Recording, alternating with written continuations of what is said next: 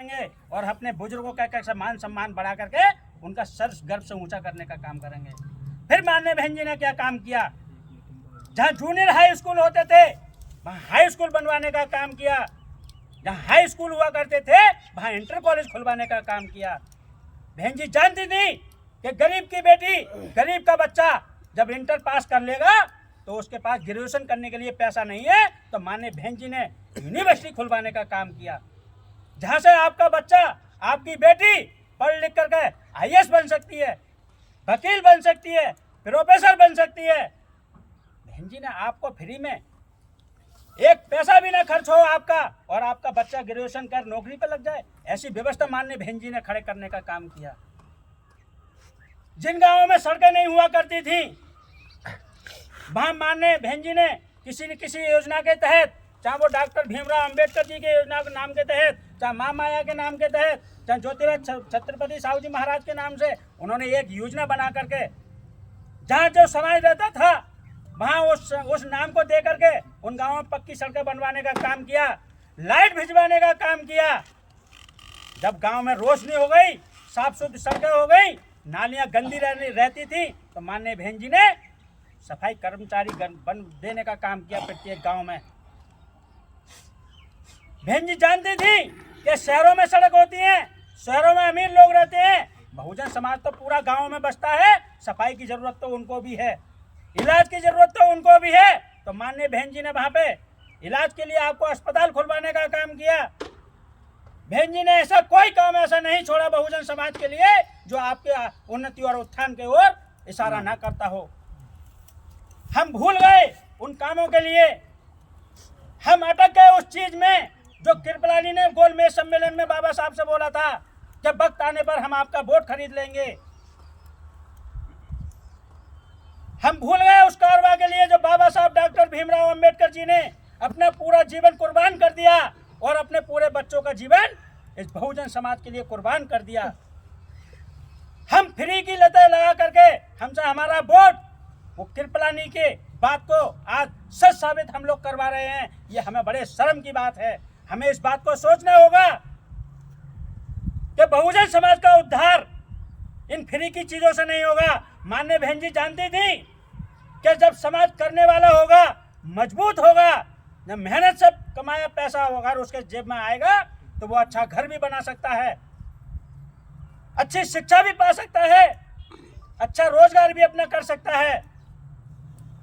तो ये मनुवादी लोग हाउस सरकार को खत्म करने का काम पता है कैसे किया?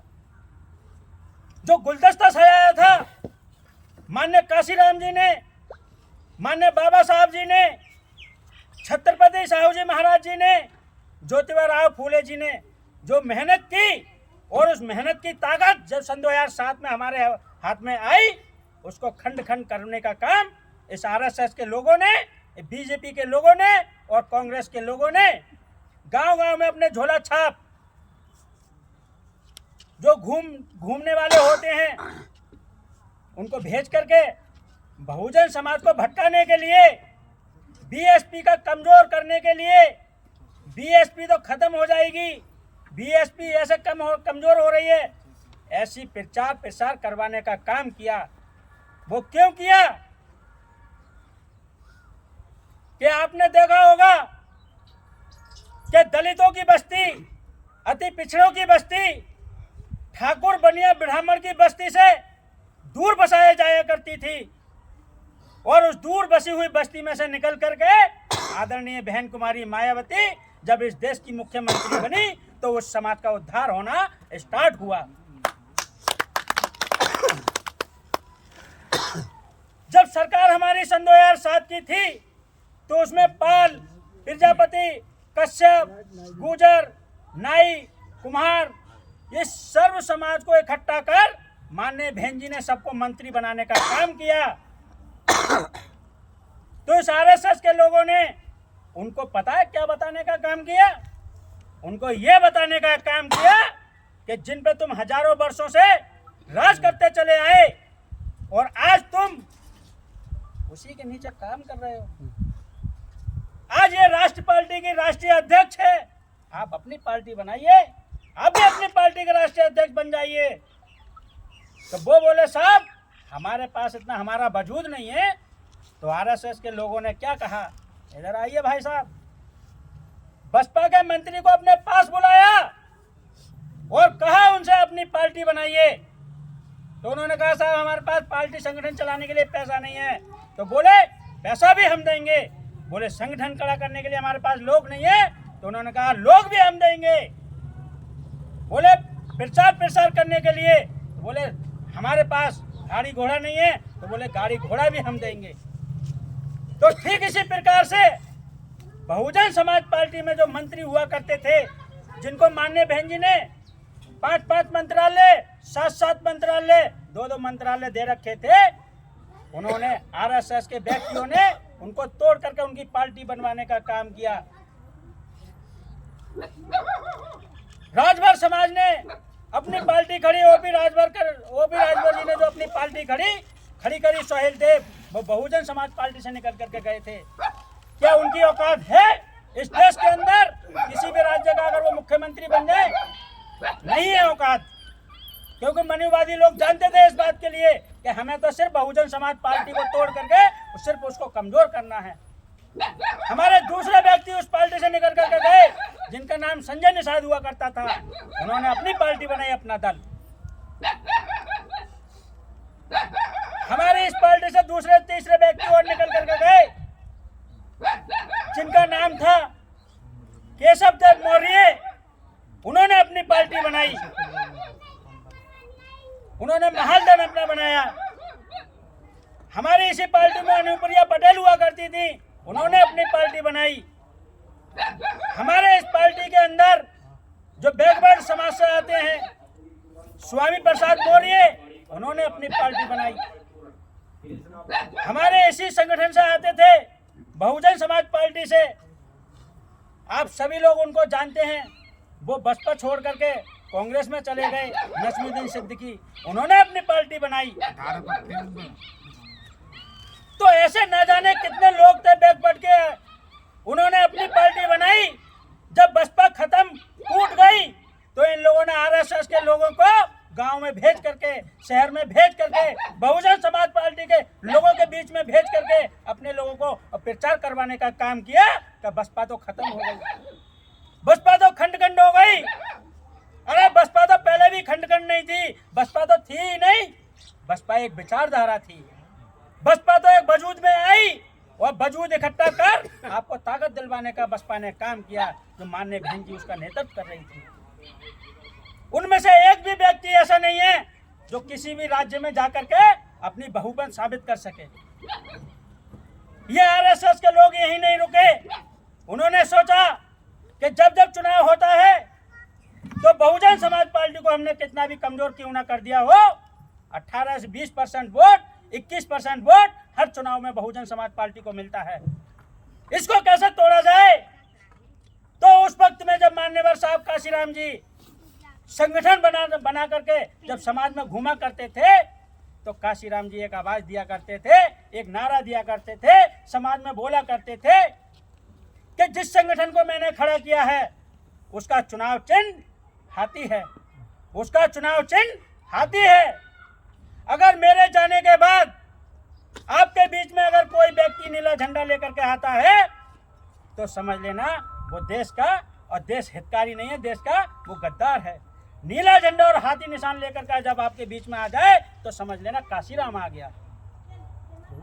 तुझे 21% वोट, 20% वोट, 18% वोट जो बहुजन समाज पार्टी के लिए प्रत्येक चुनाव में मिलता था, उसको तोड़ने के लिए काशीराम जी एक नारा और दिया करते थे कि एक सांपनाथ है तो दूसरा नागनाथ है।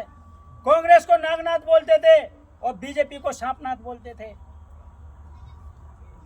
उन्हीं का पाला पोसा, बड़ा किया, हमारे बीच में भेजा एक सपोले के तौर पे, और उस 21% वोट को काम काटने का काम करवाने का काम किया।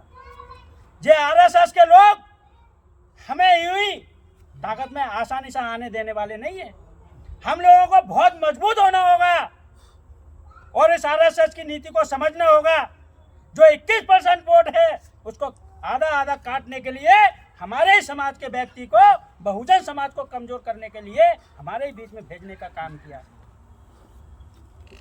मैं धन्य करता हूं ऐसे मिशन को चलाने वाली आदरणीय बहन कुमारी मायावती जी के लिए कि वो 18-18 घंटे काम कर इस बहुजन समाज को एक नया संदेश देने का प्रयत्न करती रहती हैं और हर साल एक बुकलेट बना करके समाज को देने का काम करती हैं।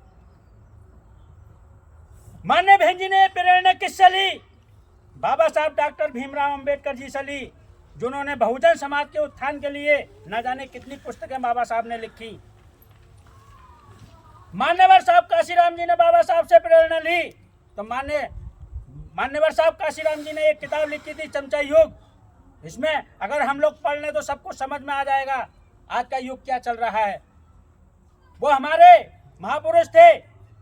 महापुरुष कोई आम आदमी नहीं होता, वो बहुत बड़ी शक्ति होती है जो समाज को नई दिशा निर्देश देने का काम करती है। बहन जी को कमजोर ना समझे आप, क्योंकि बहन जी जब मजबूती में आई तो जो महापुरुषों का मिशन था, बहन जी ने कितना दिमाग लगाया होगा कि जिन महापुरुषों ने समाज के लिए अपना पूरा जीवन न्यौछावर कुर्बान कर दिया, अपने पूरे परिवार को कुर्बान कर दिया, उन्होंने अपना हित नहीं सोचा, चाहे उनका हित हुआ कुछ भी हुआ, पर समाज को दिशा निर्देश देने का काम किया। तो माननीय बहन जी ने, जब उसी महापुरुषों की ताकत की देन है, जब बहन जी सत्ता में आई तो माननीय बहन जी ने नोएडा में पार्क बनवाने का काम किया महापुरुषों के नाम से। माननीय बहन जी ने लखनऊ में सभी महापुरुषों के स्टैचू बना करके वहां पे स्थापित करने का काम किया। क्यों किया? क्योंकि इस देश के अंदर वर्तमान में जो कानून लागू है संविधान के नाम से, वो किसी आम इंसान ने नहीं लिखा, वो माननीय डॉक्टर भीमराव अंबेडकर जी ने उस संविधान को लिखा।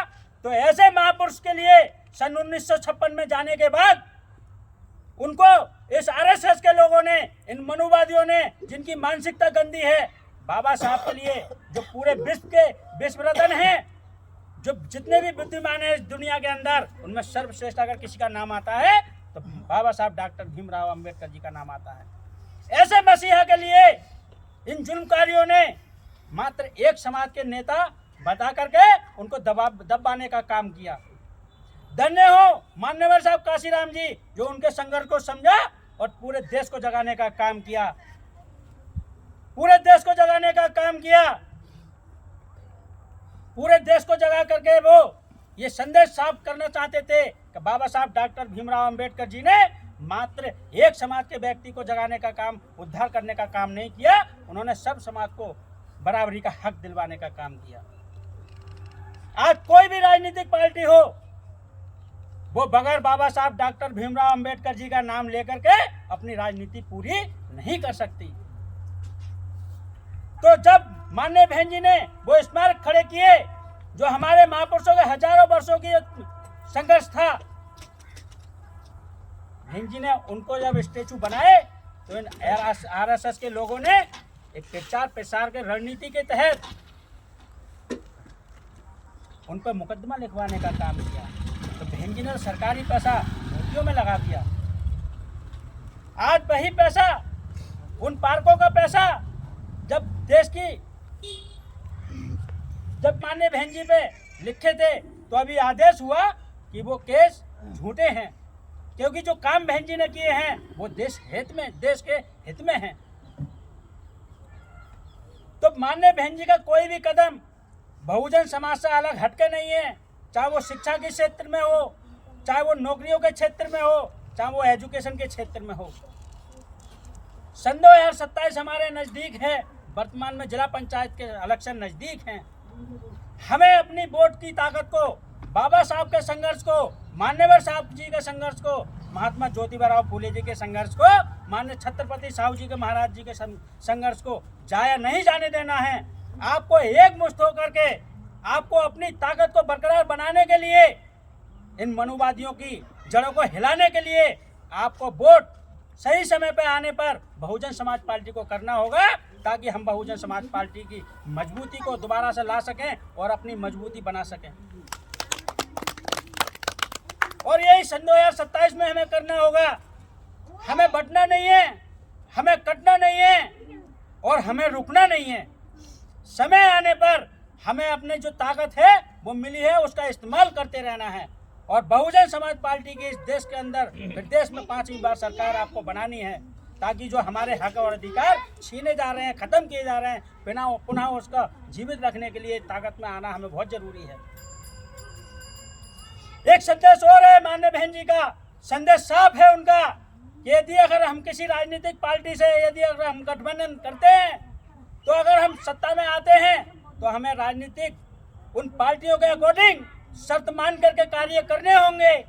तो माननीय बहन जी का आपसे हाथ जोड़ कर ये निवेदन ये है कि समाज में कोई भी व्यक्ति हो, भाईचारे के तहत अपनी कास्ट को छोड़ करके दूसरी कास्ट से जरूर कहीं ना कहीं भैयाबंदी होती है। उनसे नज़दीकी बढ़ा करके, उनसे भाईचारा बढ़ा करके, उनको पार्टी की नीतियां बता करके, बहुजन समाज का हित किस चीज में ये चीज बता करके उनसे भाईचारा बना करके जब बहुजन समाज पार्टी को मजबूती में लाने का काम करें, तो माननीय बहन जी चाहती हैं कि राजनीतिक पार्टी से किसी भी तरह गठबंधन ना करके सामाजिक संगठनों से, सामाजिक लोगों से समझौता कर और सत्ता में आकर के हम तो बहुजन समाज के हिसाब से काम करना चाहते हैं। माननीय बहन जी इसीलिए आज अकेले चुनाव लड़ती हैं। क्यों लड़ती हैं? समाज में ये संदेश भेजते हैं आरएसएस के लोग कि बहुजन समाज के पास तो वोट नहीं है। आज जो लोग सत्ताधारी बने बैठे हैं वो कोई एक पार्टी का वजूद नहीं है। वो 38 पार्टियां मिलकर के जब चुनाव लड़ी हैं तब कहीं जाकर के वजूद में आई हुई हैं और उनके पास कोई वोट ज्यादा नहीं है। मात्र 47-48% उनके पास वोट है। अगर 38 पार्टियों के पास 27-28% वोट है तो माननीय बहन जी के अकेले के पास वर्तमान में आज कम से कम 9-10% वोट है। अगर एक पार्टी के पास में अगर 10% वोट आज भी खड़ा हुआ है और 38 पार्टियों के पास अगर मात्र 42 या 43 या मैं तो कहता हूँ 50% अगर वोट भी है तो माननीय बहन जी से ज्यादा वोट आज भी दूसरी पार्टी पे नहीं है।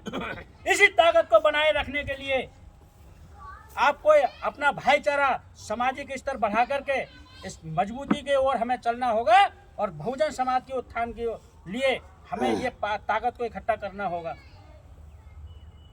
तो आपसे सबसे निवेदन है कि मान्यवर साहब काशीराम जी ने इस मूवमेंट को खड़ा किया, 1 रुपए की ताकत को लेकर के हमें उस मूवमेंट से आज आधार मिला। हम प्रधान बन गए, हम एमपी बन गए, हम एमएलए बन गए, हम जिला पंचायत सदस्य बन गए, हम नौकरी पे लग गए, हम आईएएस बन गए, हम प्रोफेसर बन गए, हम डॉक्टर बन गए। और आज अगर किसी घर को चलाने की बात आती है तो कहीं ना कहीं उसमें भी इन्वेस्ट होता है। राशन खरीदने के लिए, कपड़े खरीदने के लिए, घर का सुधार करने के लिए उसमें बहुत सारी चीजें जुटाई जाती हैं। तो ठीक उसी तरीके से इस संगठन को चलाने के लिए कहीं ना कहीं पैसे की आवश्यकता पड़ती होगी। जिन पार्कों से जिस भारत देश के लिए मजबूती मिलती है उससे पैसा आता है।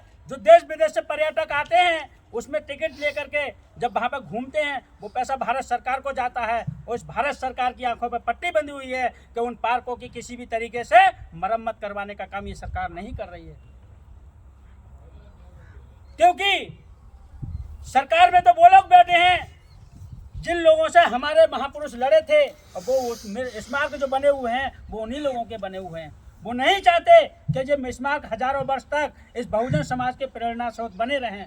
वो उनको खत्म करना चाहते हैं। माननीय बहन जी चाहती हैं हम सत्ता में आए या नहीं आए, हमारे महापुरुषों का जो संघर्ष रहा वो हमारे सामने इस स्मारक बन करके हमारे लोगों को ये दर्शाते रहेंगे कि ये हमारे प्रेरणा स्रोत रहे हैं। तो कहीं ना कहीं उसकी मरम्मत के लिए माननीय बहन जी आपसे रिक्वेस्ट करती हैं, कहीं ना कहीं संगठन उस मूवमेंट को बनाए रखने के लिए आपसे मदद मांगती हैं। तो ये आरएसएस के लोग ये प्रचार करते हैं कि बहुजन समाज पार्टी तो पैसा मांगती है, बहुजन समाज पार्टी तो पैसा मांगती है। बहुजन समाज पार्टी पैसा नहीं मांगती है, क्योंकि बहुजन समाज पार्टी जब जब सत्ता में आती है तो आईएएस बनवाने का काम करती है, प्रोफेसर देने का काम करती है, डॉक्टर बनवाने का काम करती है, इंजीनियर बनवाने का काम करती है। तो माननीय बहन जी पैसा नहीं मांगती है, माननीय बहन जी सहयोग मांगती हैं। जो माननीय साहब काशीराम जी मांगते थे ये संगठन यूं ही नहीं चला। बाबा साहब डॉक्टर भीमराव अंबेडकर जी ने अपनी शिक्षा यही पूरी नहीं की, वो कोल्हापुर के राजा छत्रपति साहूजी महाराज ने उनको वजीफा देकर के उनको विदेश भेजने का काम किया। उन्होंने अपनी शिक्षा पूरी करने का काम किया वहां से। जब हमारे बीच में छत्रपति साहूजी महाराज नहीं रहे, ये संदेश जब बाबा साहब डॉक्टर भीमराव अंबेडकर जी को मिला तो बहुत वो नर्वस हुए, बहुत परेशान हुए, वो निराश हुए। वो ये इसलिए निराश हुए कि जो मैं पढ़ाई कर रहा हूं, अगर ये पढ़ाई अगर अधूरी रह गई तो मैंने जो सोच रखा है वो कहीं अधूरा ना रह जाए। तो उनको उनकी शिक्षा पूरी करवाने के लिए उन्हीं की पत्नी ने उपले पात पात करके उनको पढ़वाने का काम किया। कितना संघर्ष किया हमारे महापुरुषों ने। उनके पास पैसा नहीं हुआ करता था, नौकरी तो बात छोड़ दीजिए। आज हम अपनी नौकरी में से अगर 2 रुपए 10 रुपए या 100 रुपए 500 रुपए अगर बहुजन समाज पार्टी को दे देते हैं तो हम लोगों को अच्छा नहीं लगता। कहीं ना कहीं हम लोगों की मानसिकता पर आज भी वही लोग राज कर रहे हैं जिन लोगों ने हजारों वर्ष तक हम पर राज किया। तो हमें अपना संगठन मजबूत करने के लिए ये राशि हम लोगों को इसलिए ज्यादा लगती है कि हम हजारों वर्ष से आर्थिक तंगी से जूझते रहे हैं। आज आरएसएस के लोग इतने मजबूत हैं, अगर किसी के कान में वो लोग बोल दे कि 1 करोड़ रुपए चाहिए या 10 लाख रुपए चाहिए या 2 लाख रुपए चाहिए तो किसी को हवा भी नहीं लगेगी और संगठन को मजबूत करने के लिए चुपचाप से वो 2 लाख 10 लाख रुपए वहां पहुंचवाने का काम करते हैं। तो हमें ये बात समझने के लिए, आपको बहुजन समाज को मजबूत करने के लिए, अपनी ताकत को बनाए रखने के लिए कहीं ना कहीं हमें अपने संगठन को मजबूत कर बनाने के लिए कम से कम बहुजन समाज पार्टी का सहयोग करना होगा, तभी हम लोग वजूद में रह सकते हैं। साफ संदेश है बहन जी का कि यदि अगर हम यूपी में सत्ता हासिल करके इतने कार्य कर सकते हैं, यदि हमें बहुमत अगर सेंटर में मिलता है तो हम पूरे देश का भला कर सकते हैं। बहन जी के हाथों को मजबूत कीजिए और बहुजन समाज को मजबूत करके अपनी सत्ता हासिल कीजिए। इसी बात के साथ मैं आज अपनी बात को विराम देता हूँ। जय भीम, जय भारत, नमो बुद्धाय।